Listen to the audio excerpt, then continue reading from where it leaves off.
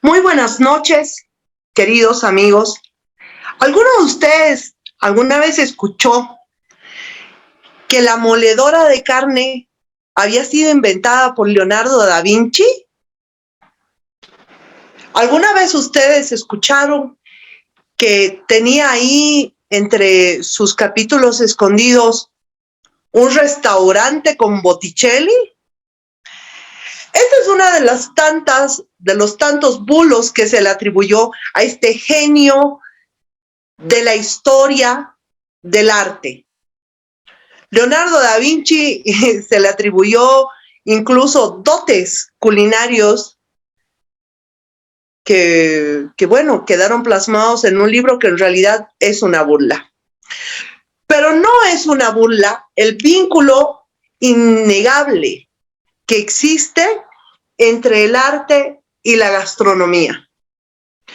Quiero darles la bienvenida a este fantástico conversatorio que vamos a tener junto a un amigo, un hermano mexicano que es investigador y además aporta muchísimo en la difusión de material justamente para poder conocer a profundidad aspectos gastronómicos, alimentarios, culinarios y nutricionales. Bienvenidos a Perspectivas desde el arte y la gastronomía, que forma parte de nuestro PET, nuestro programa de estudios descoloniales, que es una suerte de programa de educación pública que brinda el Museo Nacional de Arte, que es justamente dependiente de la Fundación Cultural del Banco Central. Nosotros, como cada jueves, estamos realizando esta sesión para que ustedes, en realidad para que intercambiemos conocimientos entre todos, pero a la par, aprovechando esta transmisión y aprovechando el espacio de Facebook, pues también puedan hacer sus comentarios, puedan hacer sus preguntas y nada, sean bienvenidos a esta sesión de nuestro PET Diálogos. ¿Con quién voy a hablar yo? Hoy día yo voy a hablar con enorme gusto con París Aguilar Piña. París es un profesor investigador a tiempo completo de la Universidad Autónoma de la Ciudad de México. Tiene 30 años de investigación. ¿Cuáles son sus líneas de investigación? Antropología de la investigación, antropología económica y técnicas de investigación antropológica. Él es un egresado del programa de doctorado del posgrado de la Universidad Nacional Autónoma de México, pero además es autor de diversos libros y, entre otras de las generosidades que genera con su conocimiento, es también administrador de la página Antropología de la Alimentación más allá de la comensalidad. Esta página me parece valiosa para quienes quieren saber sobre historia, sobre raíces, las raíces de nuestros pueblos latinoamericanos a través del sabor, a través del paladar. Y nada, sin más que decir, te doy la bienvenida, querido París. Estás ya en vivo y te están escuchando y viendo nuestros amigos bolivianos y bolivianas.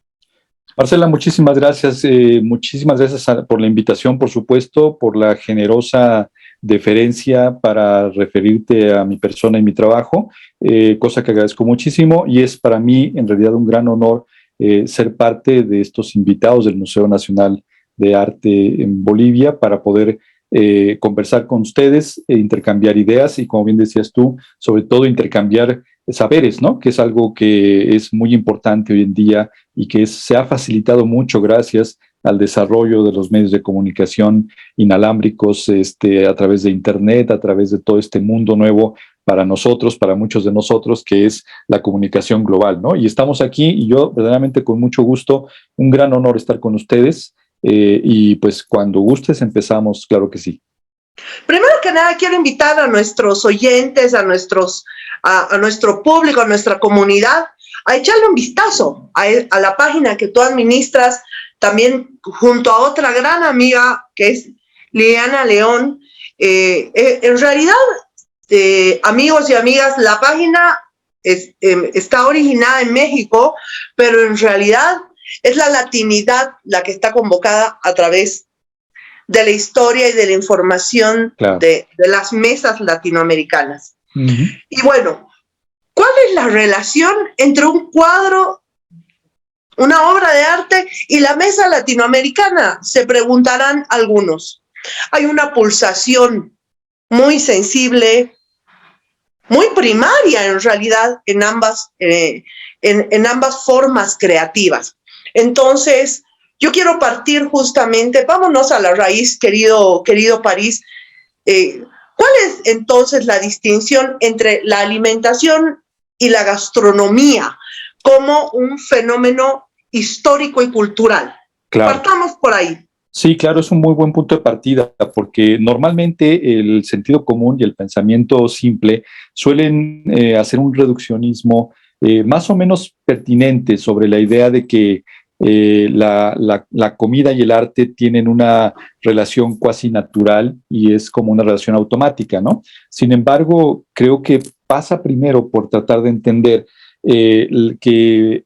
la relación entre el arte y la comida es una relación compleja, porque las dos prácticas son prácticas que son complejas en sí. La alimentación incluye, sin duda, un conjunto de elementos, tanto subjetivos como objetivos, que a través del tiempo van configurando lo que serían las preferencias, las actitudes, las prácticas, las historias de las comunidades a través de lo que se come, cómo se come, pero sobre todo de cómo se obtiene lo que se come.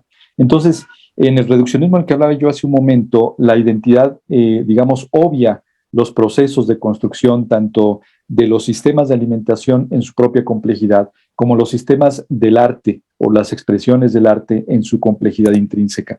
Entonces, para mí, la relación está centrada fundamentalmente en que son, como bien decías tú, dos actividades de creación que el hombre ha ido construyendo a través de su historia y que son además concomitantes a su existencia. O sea, no hay arte sin hombre, no hay hombre sin arte, no hay alimentación sin hombre, no hay hombre sin alimentación. Y no es un juego de palabras, en realidad es una suerte de procesos, digamos, en una suerte de recursividad que se están constituyendo y construyendo de manera connatural a la naturaleza del hombre. Entonces, lo que está de fondo en los dos fenómenos de los que a los que haces mención, sin duda alguna que lo es el tema de la creación, pero la creación no nada más en tanto materia, sino la creación en cuanto producto significativo para las personas, ¿no? Tanto el arte como la alimentación son además producto de sentido, lo que generan es sentido. Y lo importante... Y hablamos de necesidades. Claro. En ambos actos creativos, hablamos de necesidades. Claro, y fíjate que de la necesidad, lo importante a destacar es que es un proceso. No es algo que nos nazca, digamos, nada más como pura pulsión, sino que es una suerte de impulso, digamos, fisiológico, orgánico, pero que tiene una construcción simbólica de manera connatural. Mira, así como el pintor o el escritor o el escultor, cuando toman su herramienta, la toman en torno a la creación de un proyecto y entonces trabajan en función del proyecto y justamente lo que hacen es trabajar el proyecto para obtener un resultado final. Esta es su necesidad. En la alimentación pasa algo exactamente igual. Es decir, cuando uno va a comer algo, en realidad ya fue producto de un proceso muy complejo que incluye la técnica, la historia, la tradición y la construcción de sentido para la gente que está sentada en la mesa frente a algo que comer.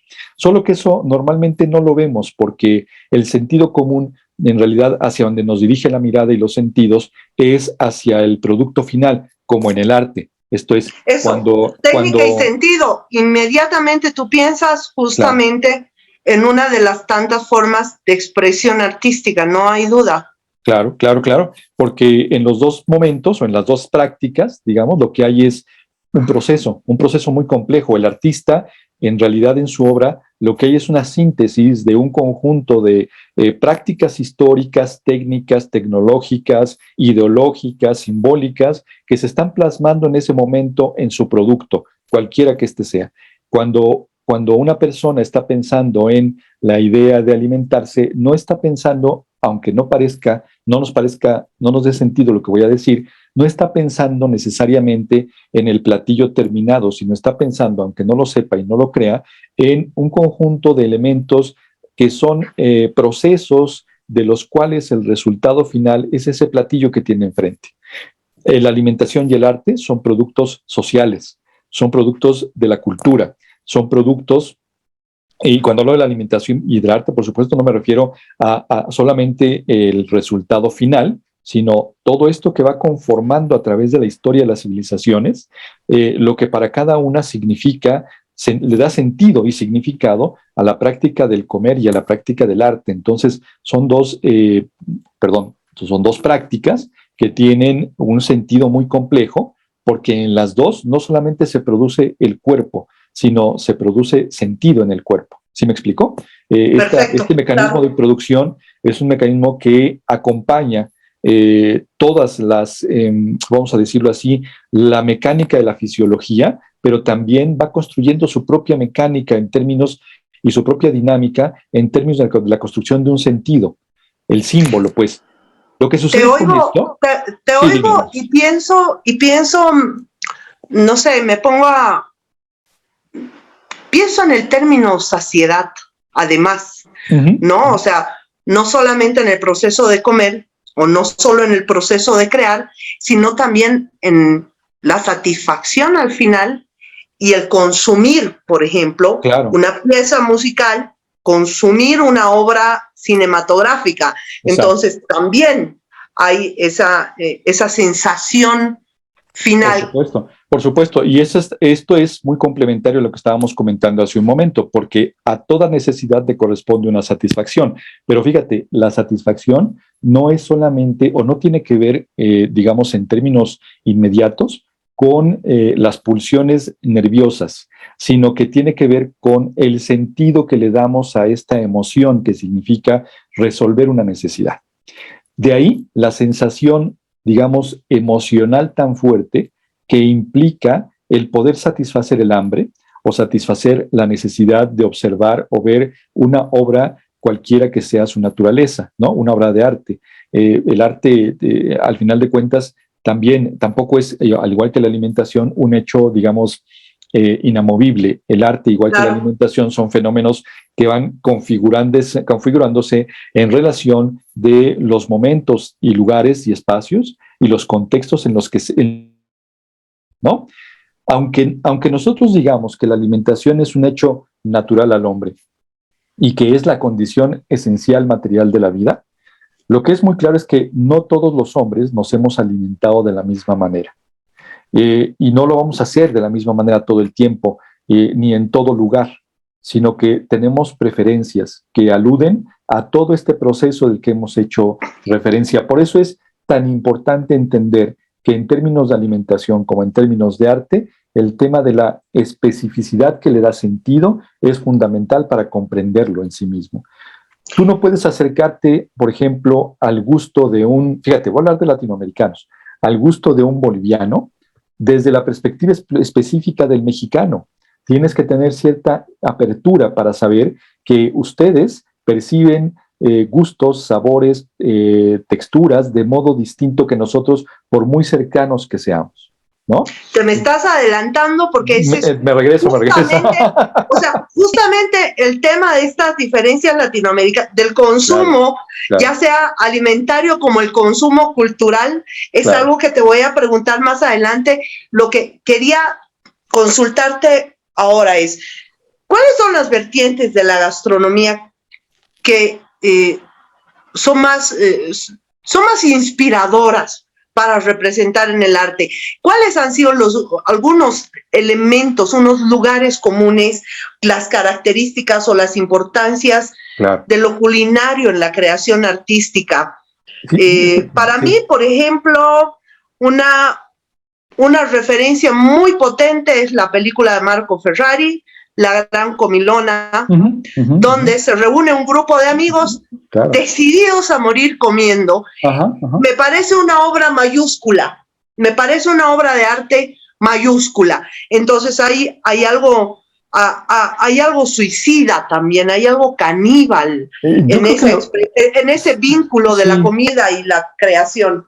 Pero también hay que matizar, o sea, es que tampoco es que la correlación de la vertiente gustativa, gustosa del alimento sea necesariamente un acto agonístico, ¿no? Como lo describes muy bien en la película de La Gran Comilona, que describe además una situación muy específica, muy concreta, en donde sí hay una suerte de actitud sacrificial respecto de la práctica del alimento, pero además no solamente, sino como la búsqueda del exceso, porque el último acto más generoso, diría en un doble sentido la película, es el acto generoso de la entrega de la vida, ¿no? Pero bueno, ese es un poco un juego. Donde la satisfacción no es el fin, como estamos hablando. La satisfacción no es el fin, pero un poco, justamente desde tu experiencia, y por supuesto desde tu escenario académico, logras advertir una temática gastronómica y culinaria que ha sido más proclive a inspirar pasiones artísticas, a inspirar creaciones artísticas. ¿Cuáles son? Cuéntanos, por favor, París. Mira, lo que pasa es que hay que tener claro que la gastronómica, la perspectiva gastronómica en lo que se enfoca es en su sentido literal, en la gestión o administración de todo lo que atraviesa el sistema gástrico, ¿no? Entonces está ubicada, en principio, por definición, en un espacio y contexto muy concreto, que es el espacio del consumo. Entonces, básicamente, del consumo alimentario. Y luego el arte lo que ha hecho es un poco como ir subrayando a través de la historia y a través de las expresiones que vamos encontrando en las distintas maneras de expresar el arte, de las distintas culturas, un énfasis en la parte más gustosa del acto culinario, que es precisamente el consumo, el acto comunitario de la comensalidad, ¿no? Una gran parte, por ejemplo, del arte, vamos a decirle clásico, de la Europa occidental, está centrada en la idea, digamos, colonial y precolonial y poscolonial, está centrada en la idea de las sensaciones que transmite el acto ya, digamos, voy a decirlo entre comillas, el acto más terminal de la culinaria, que sería el consumo alimentario, ¿no? Es como la vertiente preferida. Pero eso tiene que ver también desde mi perspectiva, y qué bueno que lo preguntas, voy a desarrollar una idea que traigo trabajando desde hace un tiempo, tiene que ver con el hecho de que el concepto de modernidad en Occidente, y no me refiero a la modernidad industrial, y específicamente capitalista nada más, sino el concepto de modernidad clásico, está centrada en la idea de la construcción de un sujeto que lo que lo define es la idea de que el mundo gira en torno a sí mismo. Entonces hay una suerte de egoísmo en la perspectiva, en donde lo que juega es, si todo gira en torno a mí mismo, entonces el deleite también tiene que girar en torno a mí y tiene que estar... Una suerte de hedonismo en su más básica concepción. Yo diría en su concepción más desarrollada, porque no es sino hasta la aparición del hombre moderno que puede existir la perspectiva de la abundancia y del sentido del yo. Y entonces es, como bien dices tú, la aparición de un sujeto que es hedonista y egoísta, pero no estoy hablando en su concepción psicológica, sino en la concepción de la condición social del hombre moderno. Entonces, naturalmente, el hombre moderno se concibe a sí mismo como un sujeto objeto de gozo, ¿no? Como un sujeto cuyo mundo que lo rodea está dedicado y destinado a satisfacerse a sí mismo. Y entonces es cuando adquiere mayor importancia la idea de la aparición del exceso, de la idea del gozo, del placer, como un sentido superlativo digamos, en la expresión más disfrutable de la vida, ¿no? Y no estoy condenándolo ni diciendo que esté mal, esto es muy importante, sino estoy hablando de una condición que nos caracteriza, ¿no? Claro. Porque además los hombres modernos del siglo XXI somos los hijos directos de los hombres modernos del modernismo más clásico del proyecto de civilización occidental. Entonces lo traemos encarnizado, lo traemos interiorizado. Yo, fíjate que platico mucho con mis estudiantes sobre este punto en la universidad, y hay un punto en el que les pregunto siempre, díganme ustedes, primero les pongo el ejemplo de la ropa, les digo, miren, para ustedes es muy fácil comprarse una camisa, un pantalón y deshacerse de él en un tiempo perentorio muy rápido, o sea, en menos de 6 meses ustedes ya cambiaron de ropa y ya cambiaron hasta de guardarropa en el mejor de los casos, ¿no? Y entonces, digo, pero esto es algo que les parece a ustedes muy común, muy normal, así debe de ser. Pero les digo, imagínense una persona en el siglo XII, en el siglo XI, y estoy hablando de un momento muy importante, el desarrollo del mercantilismo en el mundo occidental, en donde el intercambio de objetos, digamos, globales se está dando ya como una condición de vida, pero donde la ropa es un tesoro, donde la ropa no se puede producir de manera tan rápida ni en cantidades tan brutales como las produce el mundo hoy en el siglo XXI. Y entonces la ropa la tienes que heredar. Es más, está hecha de tal manera porque es tan complejo, no, es que es tan complejo producirla de manera artesanal, desde obtener las fibras, procesarlas. Hay procesos de fabricación de fibras que de modo artesanal te pueden llevar hasta un año obtener la fibra. Entonces, imagínate lo que implica el tejido de la fibra, tal. Entonces, eran procesos muy tardados y muy caros en términos comparativos. Entonces, el producto final tenía que ser un producto, pues, durable, por naturaleza, no había de otra, ¿no? Los procesos, bueno, entonces decía, y díganme quién de ustedes está dispuesto hoy en día a renunciar a la comodidad de poder cambiar su ropa, su guardarropa cada X tiempo y tener que vivir en la lógica de tener que tener un guardarropa pues limitado porque es muy caro y no todo el mundo puede tener ropa. Estoy hablando de aquella época, ¿no? Remota. Y ni siquiera, digo, hace 2 siglos todavía eso pasaba, ¿no? Hace siglo y medio todavía era así, ¿no? Pero ¿quién es el primero que renuncia a esa condición actual por, digamos, salvaguardar el inmenso costo que tiene, por ejemplo, ecológico la producción de la ropa?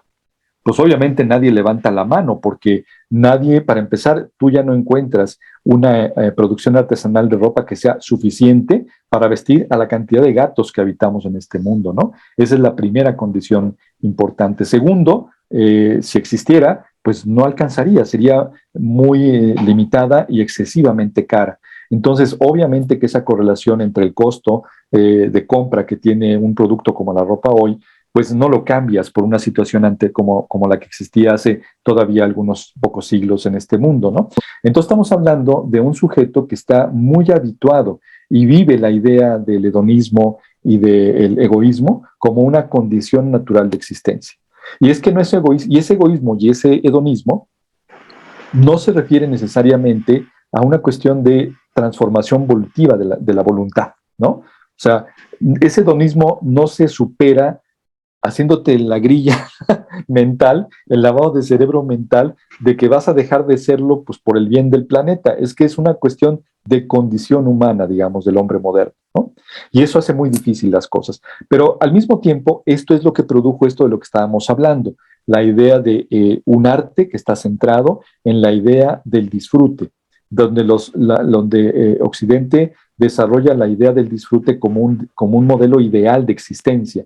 Y por eso la producción artística que se refiere al tema de lo alimentario o de la alimentación, la gran mayoría está referida al momento del consumo. Hay muy poca obra, y muy valiosa y muy interesante, por cierto, que se refiere a momentos como de la procesualidad que implica todo ello, ¿no? Ya no digamos la procesualidad que implica pues, la obtención del producto, ¿cómo se llama? La depuración, el almacenamiento, sino el momento culinario. Entonces, estos son como los 2 momentos en los que se centra, consumo, ¿no?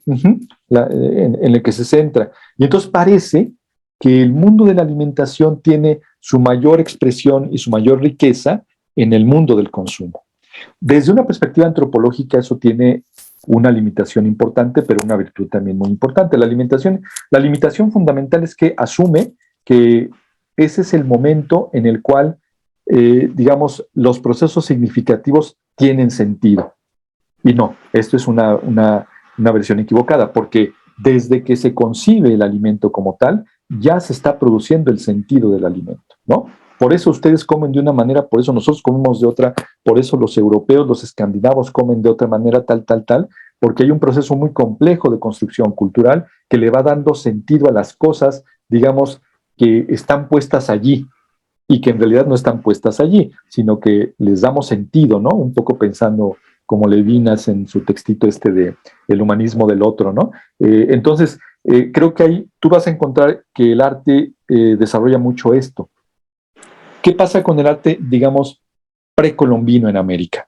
En primera, pues no hay una noción de arte exactamente como la de Occidente, ¿no? Esta es la interpretación que hemos hecho nosotros de lo que encontramos en el mundo de la creación, digamos, de lo que podríamos llamar arte en la época prehispánica.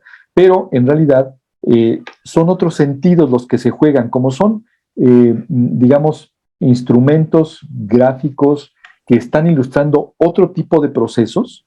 Ahí sí es más seguro que te encuentres representaciones que tienen que ver con el cultivo del maíz, la deificación de los elementos vertebrales de la alimentación, la simbolización de los mismos, pero el sentido de esta obra, y me estoy refiriendo sobre todo, por ejemplo, a códices, a representaciones pictográficas o en piedra, que lo que tratan de describir son un poco como escenas de lo que significaría la vida cotidiana y que como de lo poco rescatable que quedó después de la colonia en América, ¿no? Y te hablo del caso fundamentalmente, digamos, del territorio mesoamericano, que es el que tengo mucho más cercano. Desconozco, por supuesto, sí, qué pasa justamente, en Bolivia, en Perú, pero esas ideas sería, ¿no? querían unirlas porque por un lado tenemos arte prehispánico, por otro lado tenemos arte colonial, hay arte contemporáneo. A lo largo de todas estas etapas históricas, que además representan diferentes corrientes y escuelas de arte, ¿hay algún tipo, hay alguna etapa de estas donde lo gastronómico haya tenido mayor relevancia, donde se pueda decir, sí, por ejemplo, lo pictórico se refleja más, no sé, en el medioevo, o lo escrito? Yo recién he logrado tengo en mis manos, por fortuna, un libro de crónicas, bueno, de crónicas gastronómicas, escritas hasta por los antiguos griegos, que llegan hasta nuestros tiempos, es decir, desde los antiguos griegos hasta Borges, ¿no? Entonces, no sé si se hace más latente en el proceso artístico, en la expresión, en las obras de arte, en alguna etapa en particular, querido París. Mira, no soy experto en arte, por supuesto, en historia del arte. Yo lo que te podría decir es, lo que sí es que no sé si puede haber etapas o no pueda caracterizar. Tal vez el realismo europeo pudiese ser algo que se parezca a lo que tú dices, pero esto obviamente mejor se lo dejo a un experto. Yo te diría desde una perspectiva más del desarrollo de la historia de la humanidad en términos generales, de lo que conocemos de la historia del hombre y de su expresión artística, o su expresión en lo que podríamos llamar hoy expresión artística, ¿no? Yo creo que la alimentación es un hecho que va a aparecer permanentemente representado en todas las etapas de la historia humana en mayor o menor medida, porque es un fenómeno y es un hecho importante, central, vital. No hay, para decirte así, no hay hombre si no hay alimentación. Entonces, Claro, al claro. ser pero además no es una alimentación, no es una práctica, no es una acción que sea primero individual, que sea aislada, sino que es sistémica, colectiva y permanente. Y entonces esto la hace una actividad pegada literalmente a nuestra propia naturaleza y naturalmente que el hombre va a buscar siempre representarlo en uno o en otra, de una u otra manera. Claro. Sí podré identificar lo que te decía hace un momento, cómo a partir del concepto de modernidad del hombre moderno, que tiene sus raíces fundamentalmente en los primeros inicios del proceso de la Ilustración, pero antes ya había una idea de lo moderno, pero ahí se va consolidando, ¿no? En el mundo occidental, sí hay pues esta idea de subrayar en el arte, de hacer representaciones del arte que tienen mucho más que ver con reproducir esta idea hedonística y egoísta a propósito de la noción de consumo, ¿no? Entonces ahí está presente, pues porque la condición histórica, técnica, natural del hombre en ese momento, como proyecto civilizatorio, pues nos hace sentir y percibir que la idea de lo gozoso es lo que, así que es la moda, ¿no? Y entonces esto se vuelve un episodio y un evento absolutamente relevante. ¿Por qué, Marcela? Por una razón muy sencilla. La historia de la humanidad, tal vez en el 95% de su proceso, ha sido la historia de la escasez. O sea, estamos relacionados como humanos. Y además es también la raíz, o sea, sí, claro. el punto de origen para crear tanto la gastronomía que ahora disfrutamos, así como gran parte del arte que consumimos ha tenido que ver con esa tragedia, claro, la carencia. Que mira, no lo pensaría tanto como tragedia, sino como una relación con natural. Además, porque mira, pues es obvio, o sea, tú piensas en un grupo de cazadores-recolectores, en un territorio determinado. No puede ser un grupo que sea muy grande porque el espacio, la actividad, la capacidad del grupo que está, pues es limitada. Depende de sus manos, después depende de sus fuerzas vitales. Y aunque cooperen todos, pues no van a alcanzar nunca a poder dominar todo el territorio y tomar todos los recursos. Entonces es un bien limitado, la alimentación es un bien limitado. Las presas corren, escapan, buscan salvar su pellejo, las frutas no crecen todo el año, los vegetales tampoco. Entonces, hay tiempos, hay temporadas en las que hay más y hay menos, y el hombre en sus, digamos, inicios, pues tenía que batallar con esto. Y de todos modos, cuando el hombre se vuelve un gran dominador de la vida natural a través de la invención de la agricultura, pues de todos modos hay escasez porque no hay tecnologías, porque las tecnologías necesarias para cultivar alimentos que se van mejorando toman siglos. La conversión del viejo teocintle, aquel pequeño producto, digamos, más desarrollado del primer maíz primitivo en Mesoamérica, toma millones de años llegar a él y es un producto realmente magro. Cuando lo comparas con una mazorca del siglo XX, que es un producto mucho más, digamos, generoso, abundante, tanto en nutrientes como en materia alimentaria, y entonces tú ves que esos procesos, cuando el hombre empieza a inventar la agricultura, pues eran procesos técnicos que tenía que dominar y que no los dominaba de la noche a la mañana. Conocer la naturaleza tenía su complejidad y en la que la conocías, ¿qué había? Pues escasez, ¿no? Tenías el dominio técnico, pero claro. y te permitía incrementar un poco la capacidad de sobrevivencia de tu grupo y por lo tanto ser un poco más y tener un método de sedentarismo para vivir, pero no te garantizaba, teniendo que depender del clima, del medio, que tuvieras alimento siempre, ¿no? Y de buena calidad todo el tiempo. Entonces, estos procesos van siendo muy lentos y otra vez te digo, hay escasez. No es sino hasta la aparición del mercantilismo en su fase más compleja y más enriquecedora, digamos, en todos los términos, que la idea de abundancia comienza a ser ya seductora, pero todavía tenemos temas de escasez allí. ¿Por qué? Pues porque la producción de todos los bienes, incluidos los de la alimentación, aquellos que importa el mercantilismo, tienen una producción limitada y tienen un mecanismo de conservación también muy limitado y pobre, y entonces los alimentos se echan a perder. No puedes transportar mucho alimento, pues porque se te pudre, ¿no? Y entonces, claro, aunque ahí ya empieza a haber un poco este jugueteo con la idea de, se pueden probar alimentos de otras latitudes, podemos hacerlo después de comprarlo, tal. Bueno, pues no es hasta la aparición del mundo industrial que este mundo en realidad comienza a tener sobre la mesa algo que es inusitado, una gran cantidad de productos a un muy bajo precio comparativamente hablando y en una gran cantidad, ¿no? Entonces, el exceso también. Claro, el claro, por supuesto, o sea, claro, la idea de la abundancia, ¿no? Y un poco me parece que como humanidad estamos hoy peleando con los grandes problemas que nos ha generado la noción de abundancia, como en este movimiento tan radical que emprende la industrialización del planeta, ¿no? Y toda la lógica implicada en ello. Y de manera connatural, te decía yo, pues el arte lo va a representar.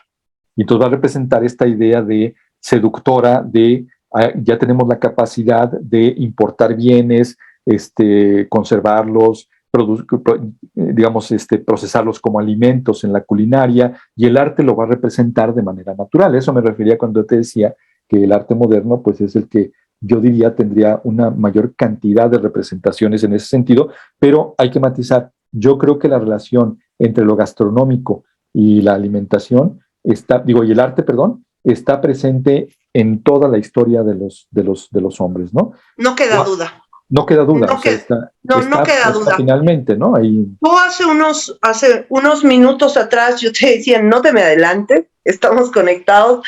Tú hace unos minutos decías, hablabas de las peculiaridades que implica justamente el tema de la alimentación por regiones y el consumo más bien, ¿no?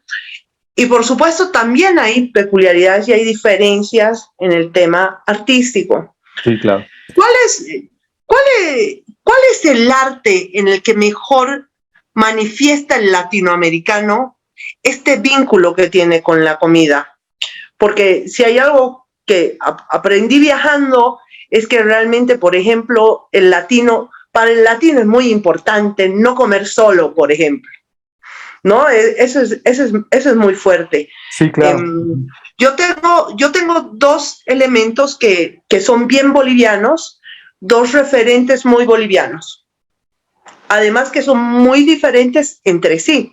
Uno de esos referentes muy fuertes es la obra del artista Alejandra Andrade, quien hace alrededor de 20 años realizó santos de chocolates de tamaño casi natural. Y era videoarte, era un video en el que ella se comía a los santos de chocolate en un proceso, en principio, muy brevemente satisfactorio, pero luego doloroso. Santa Sanctorum se llama esta obra, ¿no? Entonces, esa es una referencia, que es justamente esto de lo que representa el exceso y de lo que representa el dolor tras el exceso. Claro. Y la otra referencia que yo tengo va vinculada justamente con una exposición que va a ser inaugurada mañana en el Museo Nacional de Arte de un referente de arte indigenista, David Crespo Gastelum, que además era un gran cronista a través del pincel y realizaba también casi un trabajo etnográfico, porque no iba y pintaba paisajes del altiplano boliviano. Se asentaba en las comunidades, se adentraba en ellas, y una de las formas de representar a las comunidades era con la comida comunitaria. Acá en París, la comida comunitaria, en la que cada componente de la comunidad aporta con un ingrediente, se denomina tapi. Es una comida comunitaria. Y este es mi segundo referente. Aparecen comidas comunitarias en diferentes etapas, con diferentes íconos del arte boliviano, ¿no? En donde, en realidad, tú dices, pucha, acá la comida fue importante en este momento, pero no lo es tanto en la obra, sino mostrar el sentido de la comunidad. Claro. Hablemos, por favor, ¿cuáles son las formas artísticas en las que el latinoamericano ha manifestado de manera más contundente ese vínculo comunitario que tiene con la comida? Mira, yo creo que no es justamente en las expresiones del arte entendidas como arte en su concepción, digamos, más clásica. En realidad es que el latinoamericano tiende mucho a ser muy ritual. Y entonces la mayor parte de su experiencia alimentaria va a tener mucho espejo, mucha expresión en las prácticas de alimentación, pero además que están como muy en el sentido de la ritualidad. Ahora, es que aquí tenemos un problema, y es un problema muy serio, aunque no lo parezca. ¿Qué de las expresiones rituales de Mesoamérica, o de América Latina hoy, más bien, se deben a una herencia, digamos, puramente de la historia de los indígenas nativos, y qué de la práctica se debe a esta combinación y este sincretismo que llegó con Europa? Mira, tú diste un ejemplo muy concreto y muy claro. La comida comunitaria es como una expresión muy común. En Latinoamérica está acostumbrado a comer de manera comunitaria. Estoy de acuerdo. Pero fíjate que, y ese pero no es un condicional, sino simplemente hay que matizar la idea. Yo he hecho trabajo de campo en muchas comunidades indígenas en donde el principio, vamos a decirlo así, de juicio inicial es la práctica de la ritualidad, por ser una comunidad indígena y muy aislada del ámbito de la sociedad nacional, seguramente tiene una gran herencia de las culturas originarias.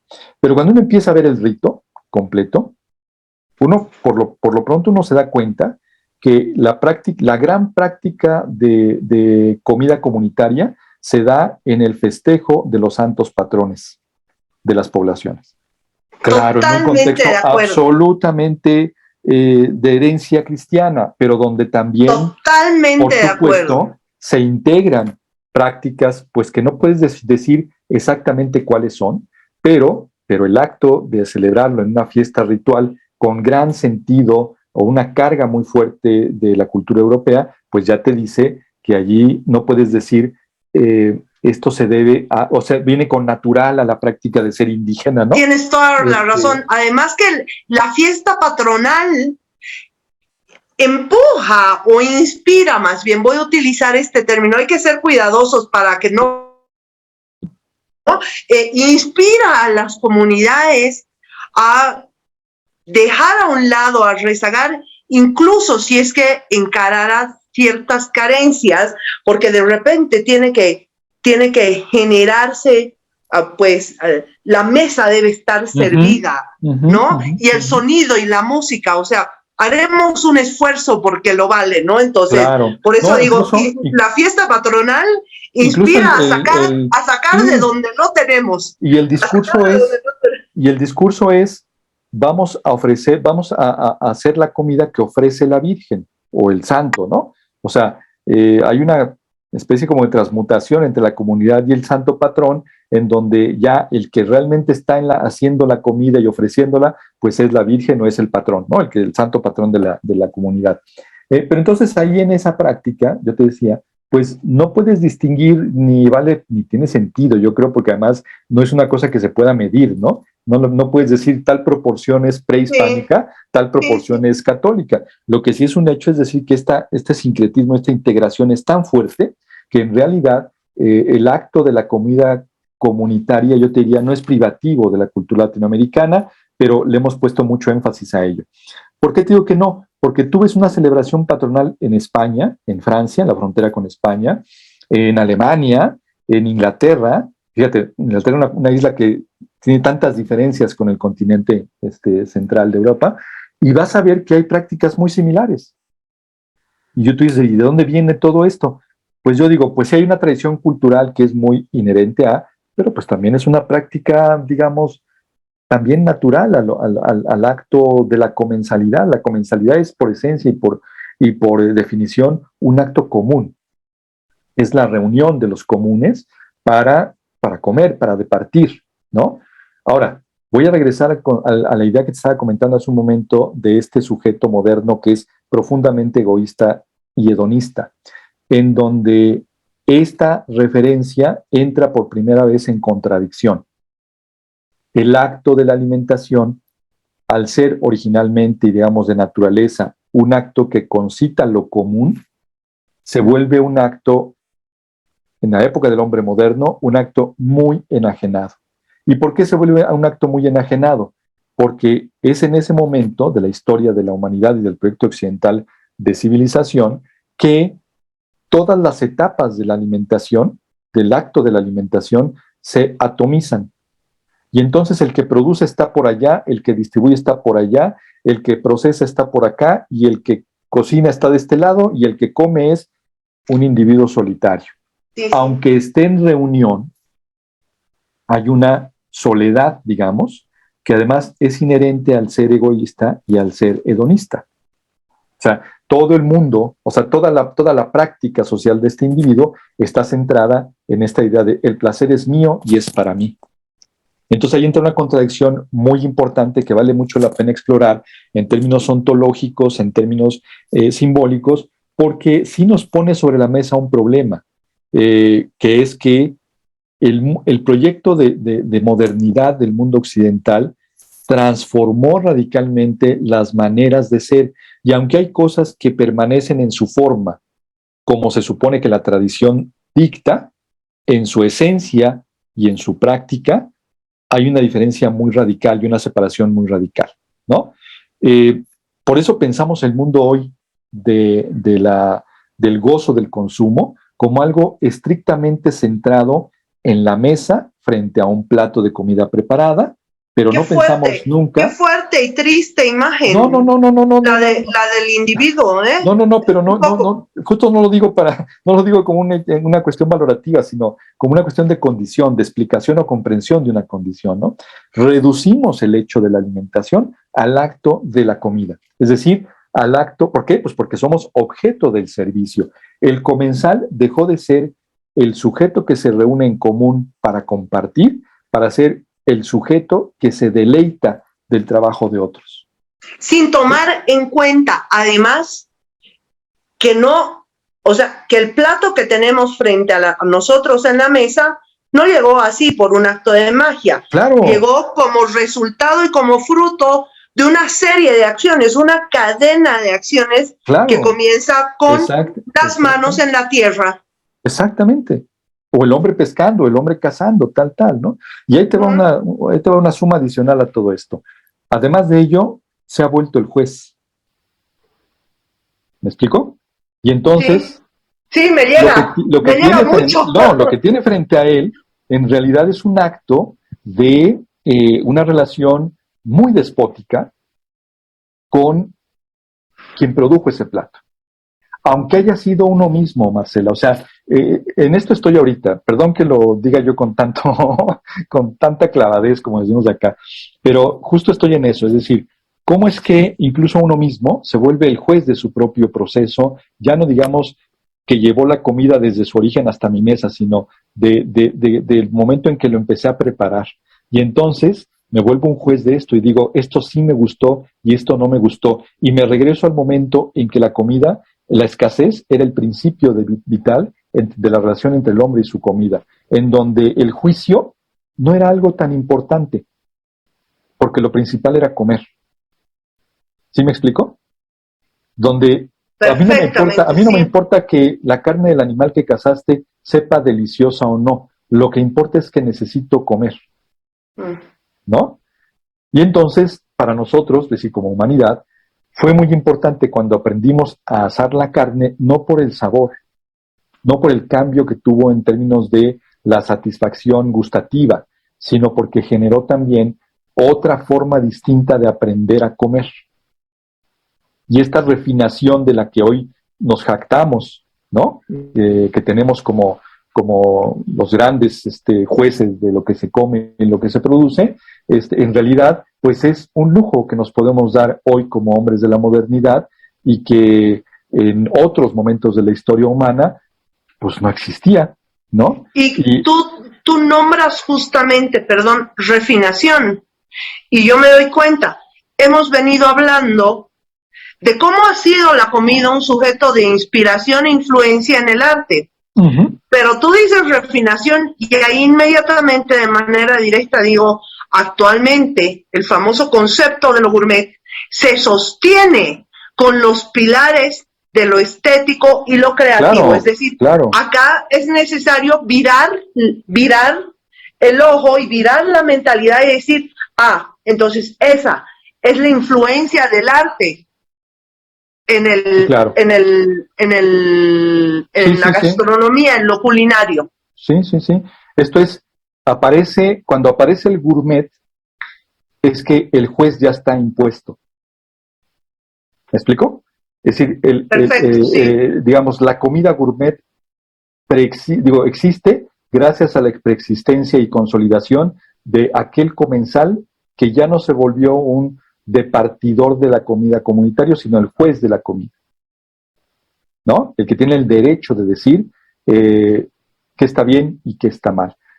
Este proceso de transformación del comensal es un proceso muy complejo del cual no podemos hablar ahorita porque nos manda a momentos de la historia pues, que hay que desarrollar con mucho cuidado. Estoy haciendo una síntesis muy apretada de un proceso que incluso no me lo inventé yo ni lo digo yo. Lo describe Jack Goody en su texto de Cocina, Cuisine y Clase, en un capítulo maravilloso sobre la historia de la influencia de Asia sobre la Europa continental, y va describiendo mucho estos procesos de integración, de aculturación, de integración social y cultural que va teniendo la cultura europea a propósito de cosas que va aprendiendo de Oriente, y entre esas es el tema de la refinación, de la idea de lo refinado y de la idea de la jerarquización del acto alimentario, ¿no? No digo que los orientales, que los europeos no sabían de eso y que eran muy ingenuos, no. Lo que pasa es que Oriente les da una versión muy, muy construida, muy milenaria, con una gran tradición, pues que los europeos entienden. Y le enriquece de formas que no vuelve a ser lo mismo. Y la naturalizan, ¿no? La jerarquización, ¿no? El enjuiciamiento, la idea de lo exclusivo, pues ellos le meten su versión y lo configuran en una estructura social absolutamente rígida y absolutamente estratificada, ¿no? Pero bueno, digo, son cosas que podemos platicar en otra ocasión con mucho mayor detalle para entender por qué cuando hablo de esta naturaleza muy hedonista del sujeto moderno y muy egoísta, estoy hablando de una condición que trasciende nuestra voluntad. ¿Sí? Exacto. Un poco ya para cerrar nuestra charla, querido París, ¿cómo se fue de rápido 1 hora? Sí, ¿verdad? qué fantástico es dialogar contigo. Qué París, a los amigos y amigas bolivianas que te estamos escuchando, ¿qué obras de arte nos recomendarías tú? Por ejemplo, no sé, alguna película mexicana, algún texto, texto de tu preferencia. Cómo no. Mira, hay bueno, a mí la obra de Bruegel me gusta mucho en términos de lo que expresa, en términos de las comensalidades, por el realismo que presenta, por la naturalidad con la que presenta las imágenes. Bruegel, que es del arte, pues, más contemporáneo, bueno, digamos, es que te digo, no soy experto en arte, pero Bruegel, pues, es una buena referencia. Mira, el cine ha producido cosas maravillosas. En México tenemos una cosa que se llama Como agua para chocolate. A mí no me gusta, la verdad es que me parece una película muy poco original y estoy a punto de que me empiecen a morder todos mis paisanos.